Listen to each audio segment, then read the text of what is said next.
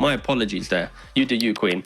But I feel like that's maybe your one glimmer of hope for Limit. Like everything else, it's kind of whatever. Like Pangolier, sure, he can counterplay aggression. Timbersaw can counterplay aggression. They need to do that for 25, 30 minutes, and then maybe Muerta can 1v9 this game. That's the only way I really see this draft coming online. I found the game, T-Gov. I found the catapult game.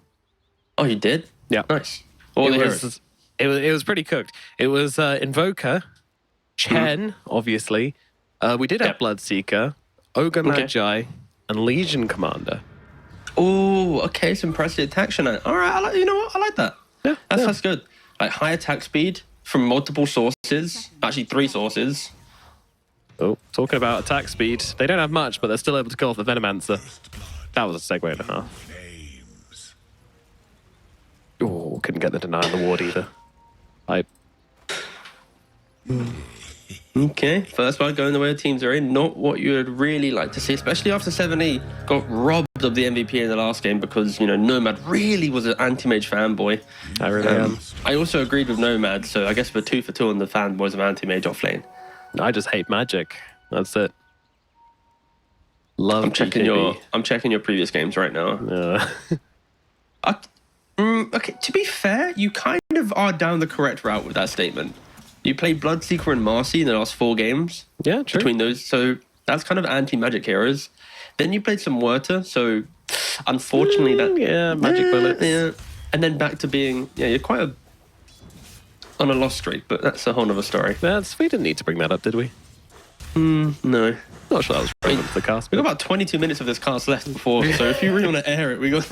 Yeah. All right. Let's talk through my problems. You know, this is now a Nomad coaching stream.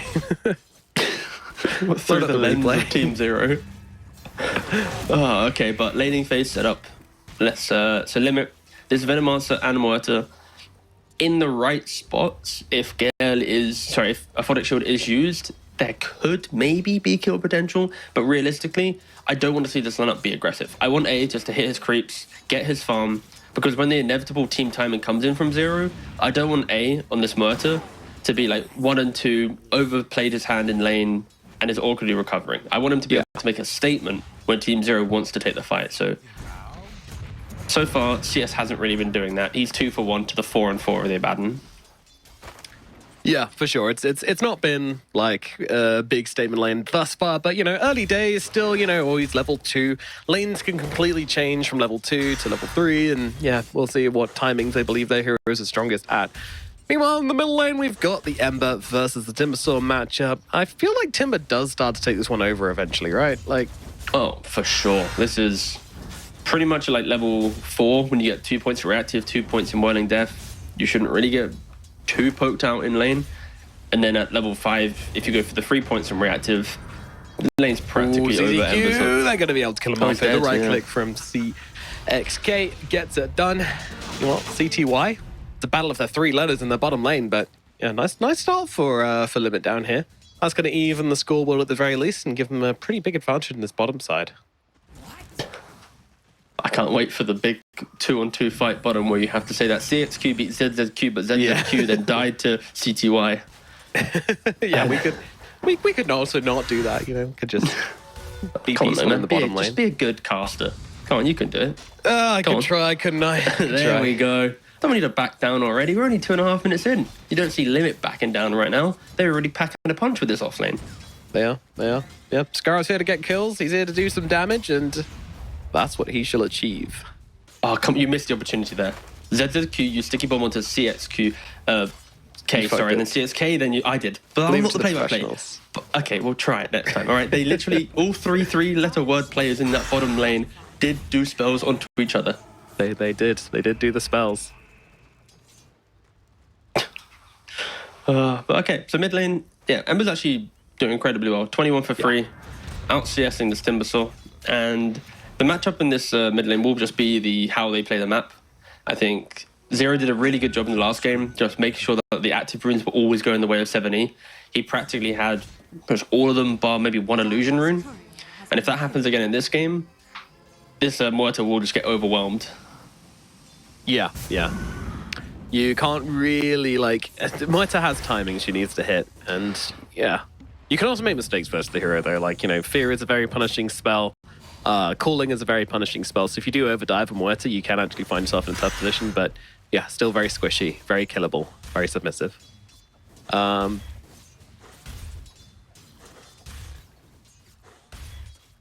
I mean, Emma's doing super well in this mid lane, actually. Will Chosen One rotate at all, or will he just try to put pressure in this lane every time the Ember tries to leave? He's a very static hero, especially from mid lane. You never put points in Timber Chain because there's no trees for you to play on. I think the reason why Ember's doing well is because this Timbersaw opted to go for boots first, and then Pangolish doesn't go down. But Blood Grenade is dead. Oh, it's gonna take him through. Oh no, sweet little prince, he's gone. Scaly man. Techies, man, what a hero. Blood Grenade, what an item. Yeah, I think it's Blood Grenade plus the fact that Sticky Bomb is such a low cooldown, high damage spell. But yeah, I'm still a little bit intrigued by the Boots Rush on Timbersaw. I understand the idea of wanting to be on top of your enemy to put Wilding Depths into play, but against an Ember who can soak up a little bit and take the fight to you. Top lane, A. Getting jumped on a little bit here. Had to dump both his spells to try and keep himself alive. All the bombs not going to find him either. And now Ice is actually getting cooked down. But you got to be careful here on the Venomancer. Gets himself away. As, ZZQ, the bomb. It is going to land. Is that going to be the kill? Well, with the Illuminate, it certainly will be. Ice and ZZQ pulling it together to get the kill. Now Beyond. He's just going to purge that sloth himself and keep on chasing here. Looking towards the Muerta. Muerta, she stuck around for way too long here and is actually going to get brought down. Another kill for ZZQ as A gets that one. And now we'll move on to CXK instead. And I don't think he's got a way out of this one either. It might just be another kill. In comes Venomancer trying to help out as well. Nice to little Venomous scale onto 2, but Beyond, he doesn't give a damn. Just takes it off immediately with the shield and now chases the kill onto CXK. On the TP in here, actually the Muerta's coming back into this lane. Hey, very bold with the TP here. I mean, they need to be careful. They're pretty low, yeah. Beyond has South, so he's going to have the resources to come back, and with a Koto in the lane, mana isn't an issue. The wave's still here. They could just go back under tower if they want to, and CTY... Meanwhile, at bottom, just plowing into each other, CTY, and oh my god, Cold Bird is just gone. Who wants to trade with a Slark like that? I don't know. That's pretty wild, but I guess he didn't really have a way out of it at that point. Yeah, the powers were still available. Oh, he hit him. He got him. He got him. Chosen One. He got him good. He got him. Got him dead to rights. I mean, luckily for Ember, at least, he does have the Remnant out. So when he does respawn, it's not as if he has no TP on the map.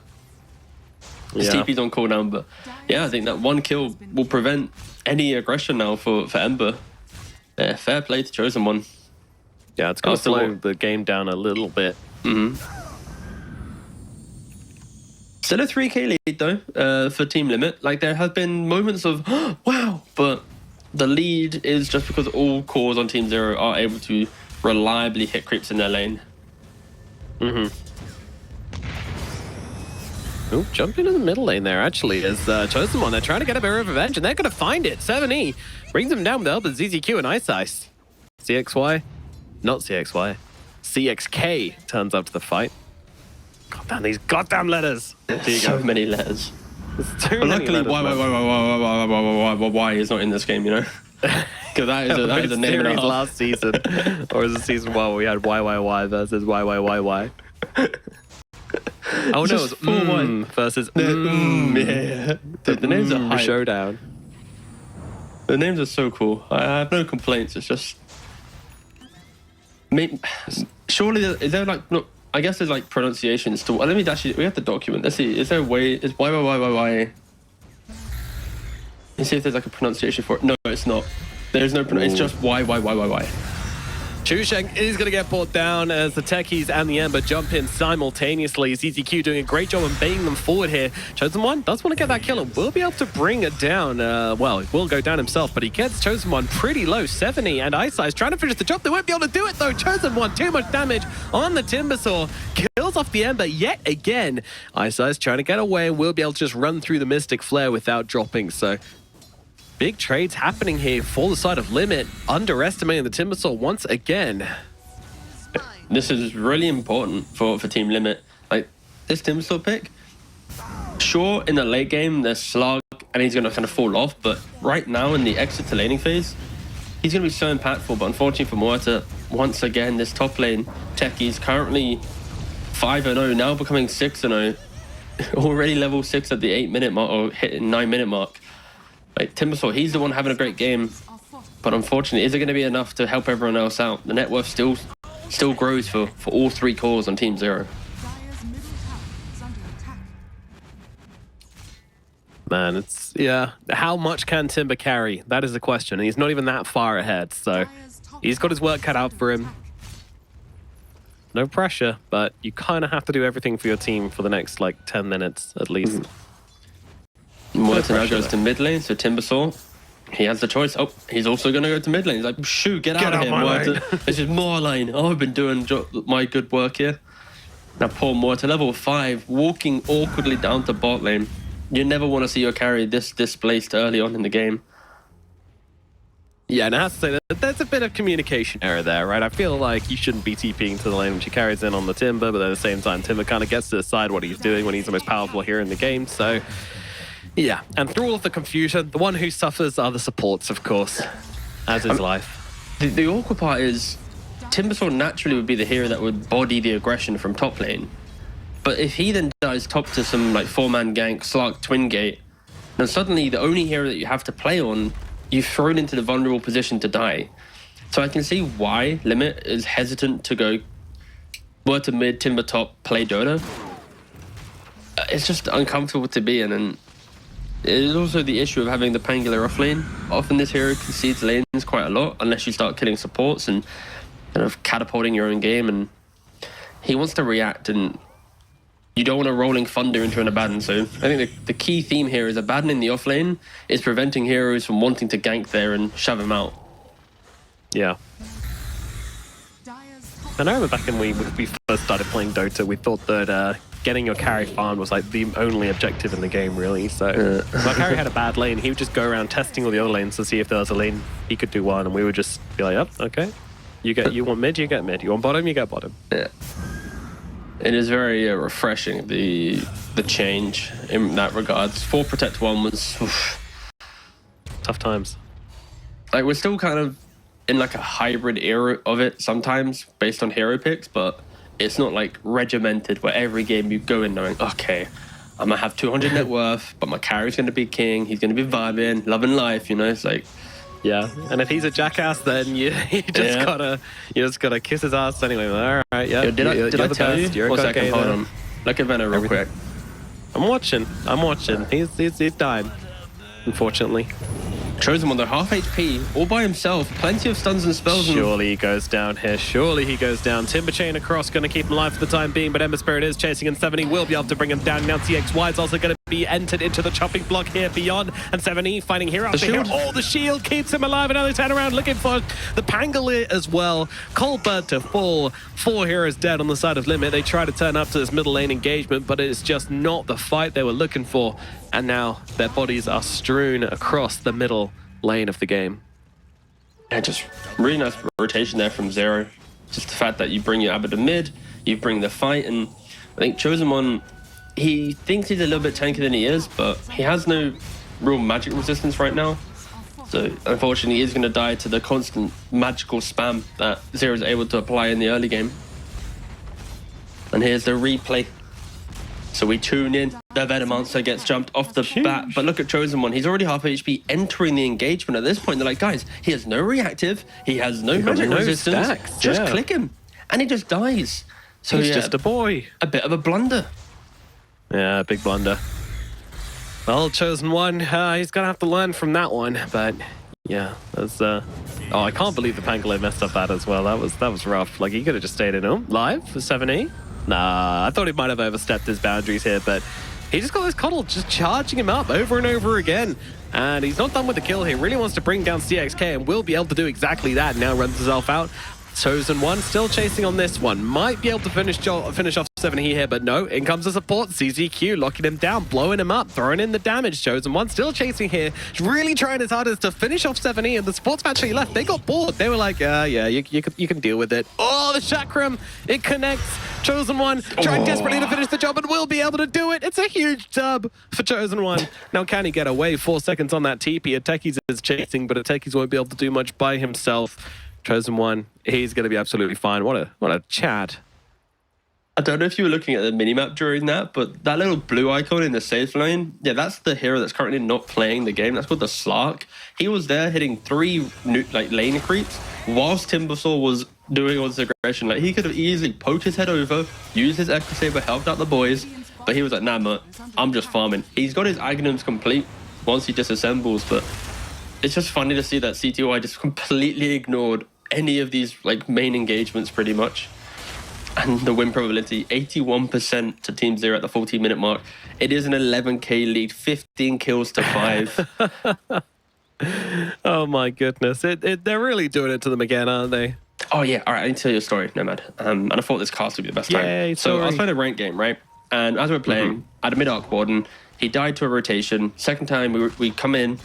We nearly keep him alive. We get a kill, but he dies. I then go TP to top. But as I TP to top, my cursor, of course, is going up the screen. And I accidentally tipped the Arc Warden who died the second time. Full blunder. No. I instantly go to Mike. Guys, I'm sorry. I didn't mean to tip you. He abandoned instantly without a second thought. I was like, bruh, I misclicked. And he's like, he didn't say a word. He left the game. Just gone. Just out. Yeah. And I thought I'd just tell you that during this interlude of this game. As a CXK is not going to be pulled down, actually. Does manage to get the TP out. And now, well, they move the aggression forward here. Whoa, big jump in from CZQ actually as he's trying to log down the Muerta. Muerta will be going down here as well. So it's a second kill for Team Zero. Limit, they're trying to play this fight so cautiously, but even then they can't seem to catch a break. There's just too much of an advantage. They will get off the techies at the very least. CTY looking in for the backlines though, wants to bring down CXK now. He's got no Mystic Flare, he's got no defensive capabilities. The Slug is going to be able to grab this kill. Yoink, says 70. I've got to secure that one for you. Sorry, just doing my job. And that will be that. Another 4 kills going their way. Sure, the Timbersaw survives, but... Oh, that's it. He's going in. He's trying to 1v5 this shit, but it's a little bit too much to ask. You can kind of see the idea, right? Like the Slark's low HP, the Abaddon's low, but of course has ult, maybe. But yeah, it doesn't really net anything. Slark gets the D-ward, Timber then eventually dies. It is a team wipe. One of the slower ones that we've seen in the DPC, quite a drawn out engagement. But yeah, another 2k gold pretty much accrued from that engagement. And yeah, Zero slowly but surely getting to the point where they can do absolutely anything on the map once again. Such as Slug just diving in under basically tier 3s there for a kill. Yep. Yeah, I mean, he has the Echo Saber disassembled for Ags, then completes the Mage Slayer. This is a really nice item build up against heroes like Timbersaw or Sky, even Venomancer, that lean on just magic damage. And when you get on top, it's like, if you can just mitigate a little bit, suddenly Slark's just doing a lot. So yeah, I love the fact that he went for this style of items. No need for diffusals, echoes, or whatever. Yeah. Even if you don't get on top of them as well, it's still a passive 25% magic resistance, which is great. That's one of the things about Mage Slayer, which makes it so amazing. Very underrated item. Well, not underrated, actually. It gets rated pretty highly. It's just niche, because you need to have purpose for it. Because if you just buy a casual Mage Slayer, then it's, what, 2,500 gold? That could have been a Manta or a BKB or a small crit towards Daedalus, right? It's... It is the wonders of Dota, how one item can really delay everything. Here we go, jump onto the back line. The Slark just trying to bring down the Venomancer as quickly as possible. Takes him a while, but does get the job done. Now, they'll move across. They're looking for the techies. Chosen One getting on top of him right now. They need to finish the job, and they will be able to do so. The shield's coming through. The swashbuckle's there, though. Timber chain across, and they will bring him down. CZQ is gone, but so is CXK in the back lines of 7. He finds him. And they just want to leave now. Pangolier trying to get himself out there. The pig pole used onto himself. Try and give him the movement speed. Not going to help him out. Beyond's going to be able to finish the job. They get off the borrowed time, but that's about it. And CTY still plenty healthy. No no chance of anybody dropping on the side of Zero except for that Techies as they take another few kills and just continue their chokehold on this game. Yeah, I feel like at any moment now that when Limit steps up, it's their defensive capabilities are slowly fading. The Timbersaw tankiness, it just isn't there. Murder's ability to stand her ground, she's many minutes away. Well, She's under the just cover leaving of a him to tier finish 2. it up. He's like, you got this, homie. I'm gonna go farm. I mean, there's no reason. He doesn't really need to. And it feels like, you know, when you look at a Sky Veno, in a hard game, they're equally as bad as like SD Medusa. And SD, of course, is one of the better heroes in hard games, right? Because to shop turnarounds, but still, it's like Limit 2 games in a row have just drafted themselves support duos that if they don't kill and have early game momentum, are just relatively useless. So it is unfortunate. 19k gold lead at 19-minute mark. Every time I say it, I feel like it's mirroring the minute mark now. They nearly overtook it. There it is, 20k now. They are excelling. Both supports are maybe overtaking the Pangolier. Both supports are higher net worth than the Muerta. Don't forget. Like, the carry Muerta has the 3rd lowest net worth in this game. Just to give context to our audio listeners. Yes, which are many. Thank you to our podcast enjoyers on all platforms. Just want to point out, we've got another key ADA coming up this game. Ice on the Coastal, currently sitting at 0-15. The dream Connaught ADA, I think we can all agree, ladies and gents. Pretty good, pretty good. We're getting a nice little breakdown of some damage right now, and yeah, Muerta's also the lowest damage. So, yep. Bottom 3 net worth, lowest of the damage. Muerta is a very, very scaling, kind of resource-hungry core, so I can easily see why in a game like this that she is sporting these stats. And you just gotta hope, if you are a die-hard Limit fan, that she can somehow find a couple Wisdom runes, maybe a Maelstrom, a BKB, 45 minutes of gameplay, and they might have a shot. I wonder what a die-hard Limit fan looks like. I feel like they're kind of people who'd like adopt a dog which is just like, you know, all mangy and missing hair and broken legs and then nurse it back to health. I honestly don't know. It's hard to say. This team is, I think, the only team in the world of DPC to have purchased their slot in Division 1 to then potentially get eliminated 2 tours later, right? Like, I don't think there's any other scenario where a full 5 stack has formed around a slot like this. So yeah, if anything, it is good for the scene that they aren't doing well, because it is just like proving that hard work, qualifying, and the grind is obviously better than just, you know, money. So yeah. Again, don't know the players personally. Would I ever buy a slot? No. Did they? Yes. Was it within the rules? Yes. So you can't knock it, but again, we can't really expect any other different results. It's kind of like exactly. Wake-up call for any other team thinking of like, you know, that kind of maneuver. It's like, well, you kind of got to put the work in first. But anyway, I would love to have an interview with them coming into it, just being like, oh yeah, you know, Deno's a great game when we're just looking to try and, you know, maybe take a few games to the top teams. We know our chances are slim, but we'll try our best. And then like an interview if they do end up dropping out of Div 2, where it's like, yeah, it was tough. It's been a long few months. That was a hard game. Again, I don't know I miss my parents. They're not boot camp, mate. They're all good. The real question is like, are they streamers or something? Oh, all right, I'll let you do your bit. I'm muting. I'm done. They're doing Roshan in the meantime. Techies has now taken the 4th spot on the net worth. Cotton, unfortunately, hasn't been able to find the economy yet to really push himself up into holding down all 5. I believe. He's only 600 gold away. Problem. Yeah. It's like 1 lane of racks and maybe a kill. He is 0-0-15, and the Techies does have 7 kills. So, of course, kill disparity here is pushing the Techies higher up the net worth. But there is a likely chance that this game will just end with all 5 cores having greater net worth. I have no idea if that occurred in the last game. It didn't really ring a bell to check. But I can, you know, I'm bringing it up now real quick. It's 400 gold, so it's not unlikely that the Connell will be able to take the Timbersaws. Timbersaw is literally just sitting on the high ground, waiting for them to come. Last game, 4 of Team Zero were on top net worth, and only Pugner was in was below both Monkey and Ember. Yeah. And actually, Okay. so yeah, there was no chance that all 5 were top net worth. But this game here, only 300 gold away. Isis just frantically farming up the jungle. He's very much aware of this being a key factor in his gameplay right now.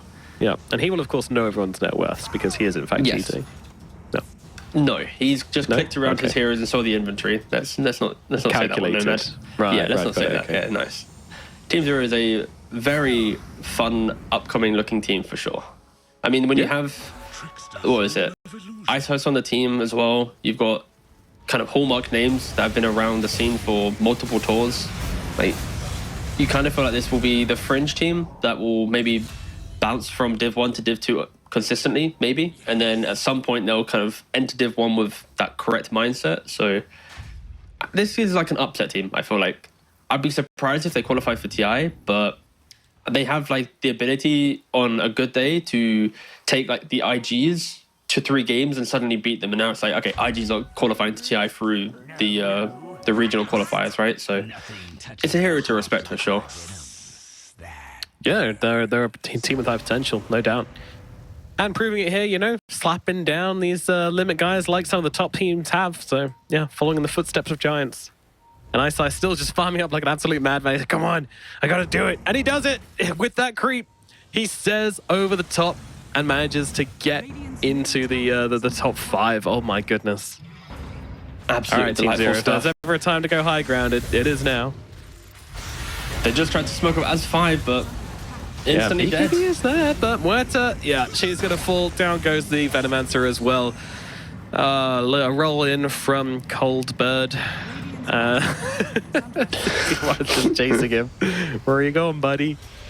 Jump in, blink across, looking for CXK under the tier 4s. No cares given from this Slark whatsoever. He's got an Aegis in his pocket. Sitting there, do bring him down. He'll be right back again, fighting fit. Just making sure Coddle did it. Coddle got a kill? Oh, they ruined it again. They just don't like good scorelines, do they? When will they learn? How did he even get a kill there? It's just a Coddle Blast coming through onto the Venomancer? I guess so, well. Yeah, along those lines, yeah. Yeah. Venomancer doesn't even get the chance to be killed by Coddle in this one, as Slug are currently sitting with 34, 35, 36, 37. Stack Specimen Shift, 41 Stack Specimen Shift. CDY, absolutely huge, as they bring down Cold Bird again. And probably looking for the tier 4s. There we go. The GG is forced out of their cold dead lips as a convincing 2-0 series take from Team Zero here. Absolutely not close at all. An absolute walloping